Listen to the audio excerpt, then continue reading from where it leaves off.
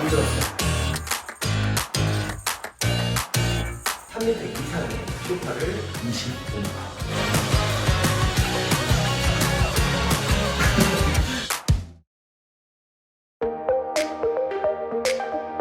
거실 같은 경우에도 정말 큰 변화가 있었어요. 이쪽 부분을 보시면 아까 말씀드렸던 선이 있죠. 여기서부터는 베란다 공간이었습니다. 그만큼 거실이 엄청 좁았죠. 이 공간을 당연히 확장을 했습니다. 그러면서 천장도 같이 봐야 될 것 같은데요. 천장도 조그마한 우물 천장이 있으면서 상당히 밑으로 내려와 있었어요. 그게 정말 보기 싫고 천장고도 기존에는 높음에도 불구하고 되게 낮아 보였습니다. 그래서 거실, 주방, 현관, 복도까지 천장을 다 철거를 하고 스프링쿨러를 기존 그대로 유지하는 범위 내에서 우물천장을 크게 만들었어요. 우물천장을 크게 만들고 가운데에 살짝 내리면서 단을 주어서 간접 조명이 다 방면으로 보일 수 있게 만들었습니다. 메인 조명은 할로겐 조명으로 3개씩 시공을 해서 평소에는 할로겐 조명을 메인 조명으로, 간접 조명을 필요할 때 쓸 수 있도록 했고요. 제가 이제 누워서 TV를 보는 경우가 많은데 그랬을 때는 메인 조명이 바로 눈부시기 때문에 보통 간접 조명을 켤 수 있게 하도록 시공을 했습니다.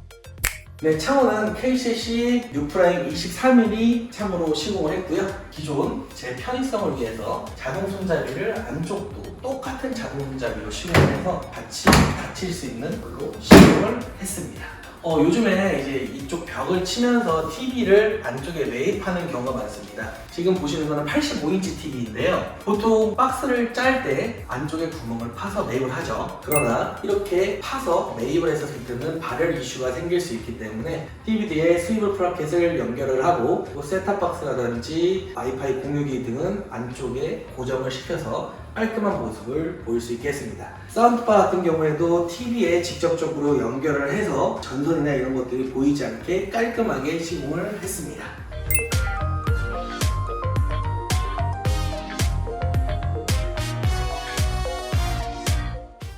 네, 이쪽은 거실 소파 뒷면입니다. 소파 뒷면도 당연히 마이너스 몰딩과 무걸레바지 필름으로 시공을 했고요. 이게 가장 큰 부분은 바로 이 터닝도어 부분입니다. 원래 공사 전에는 이 터닝도어 시작 부분부터 이 뒷부분까지 일반 창호가 시공이 되어 있었어요. 이 공간을 사용하시는 분들은 소파가 항상 창문 하나에 겹쳐서 놓고 사용을 하셨습니다. 이게 정말 보기가 좋지 않았어요. 굳이 이 부분에 채광이 많이 들 필요도 없고 지금 너무나도 넓은 창호가 앞에 있고요. 머리 뒤편에 채광이 들면 밝아서 잘 보이지 않습니다. 그래서 저희는 이 부분을 과감하게 막았습니다. 과감하게 단열 작업을 하고 막았기 때문에 터닝도어로 만들었고요. 그렇기 때문에 요 처음 확장된 공간부터 이 터닝도어 끝부분까지 3m짜리 소파가 하고도 로봇 청소기를 놓을 수 있는 공간이 나왔습니다. 확장이 되기 전의 공간은 2m 소파도 놓기 힘든 공간이었는데 확장과 구조 변경을 통해서 3m 이상의 소파를 놓을 수 있도록 시공을 했습니다.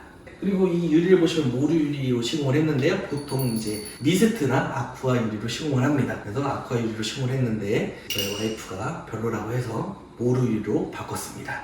25만. 이 주방 공간이 정말로 문제가 많았습니다. 이 부분에는 냉장고장과 수납장이 있었고요. 이 부분은 뚫려 있었어요. 그래서 통행을 할 수 있게 만들었습니다.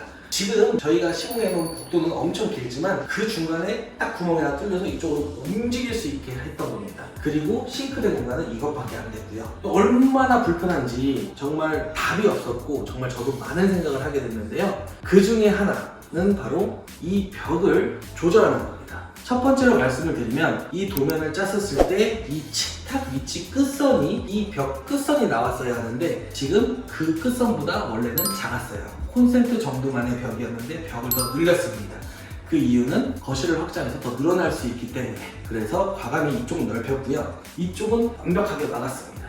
완벽하게 막고 싱크대를 디귿자로 해서 여기에 삼성 비스포크 인덕션을 놓을 수 있게 만들었어요. 그래서 이쪽 공간은 조리를 하거나 아니면은 가족에게 바로바로 음식을 전달할 수 있게 만들었고요. 주방 같은 경우에는 벽을 연장했다고 말씀을 드렸는데요. 그 모든 벽을 LG 하이막스 인조 대리석으로 시공을 했습니다. 금액이 어마어마하게 들었습니다. 그래서 전체 벽을 하이막스 인조 대리석으로 시공을 했고요. 상판도 같은 재질로 시공을 함으로써 같이 연결될 수 있는 공간을 만들었습니다. 펜던트는 일자 LED 펜던트를 사용을 했고요. 색상은 저희 바닥이 월넛 색상이기 때문에 그거와 통일하기 위해서 월넛 포인트를 주었습니다. 지금 보시는 주방은 리바트 L100 다크스톤 제품이고요. 상부에는 엘리카 화이트 후드를 사용을 했습니다. 이 앞에 보시면은 양쪽에 핸드폰 충전을 할 수 있으면서도 콘센트를 사용할 수 있는 것으로 시공을 해서 이쪽에 이제 커피 머신이라든지 물을 끓인다든지 이런 걸 용이하게 만들었습니다. 보시면 천정에는 라인 조명을 시공을 해서 깔끔하게 만들었고요. 상부장 하부에도 간접 조명을 시공해서 조리하거나 일을 하는데 어려움이 없도록 시공을 했습니다. 싱크볼은 백조 사각 싱크볼을 사용을 하고요. 이 리바트 수전을 같이 사용을 했습니다. 이쪽을 보시면 삼성 전기 레인지인데 말 그대로 발열 이슈가 있어서 이렇게 상부에 노출시켜 놓은 채로 해놨고요. 하부에는 삼성 프리스탠딩 식기세척기를 시공을 했습니다. 이 식기세척기 색상은 최대한 하부장의 색상과 맞추려고 노력을 했고요. 네, 내부를 구성을 보시면 이쪽은 보통 여닫이장으로 만들었고요. 그리고 이쪽은 이렇게 2단 서랍에 톡서랍장이 들어있는 공간을 만들었습니다. 최대한 서랍을 아일랜드 공간 쪽에 많이 넣으려고 했는데요. 그 이유는 제 와이프가 일을 하면서 서랍이 훨씬 편하다고 해서 서랍을 최대한 많이 넣었습니다. 이쪽 공간을 와보시면 원래 이 공간 자체가 발코니였습니다. 저희는 이 공간에 비스포크 냉장고를 두기를 원했습니다. 비스포크 냉장고 2대가 들어가려면 1.6m가 확보되어야 하는데 발코니 공간을 확장해도 1.4m이기 때문에 들어갈 수 없는 상황이었어요.